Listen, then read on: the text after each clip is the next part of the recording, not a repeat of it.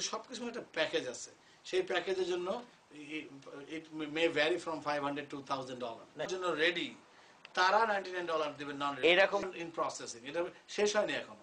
US trade mission ওই সময় এই সমস্ত পেপার ওয়ার্ক প্রসেস করার জন্য একটা ফি আছে $99, যেটা নন রিফান্ডেবল। কেউ ভিসা পাক, বুথ এখানে দেখ বা না দেখ, $99 সবাইকে পে করতে হবে to cover the processing cost. Non refundable administrative cost.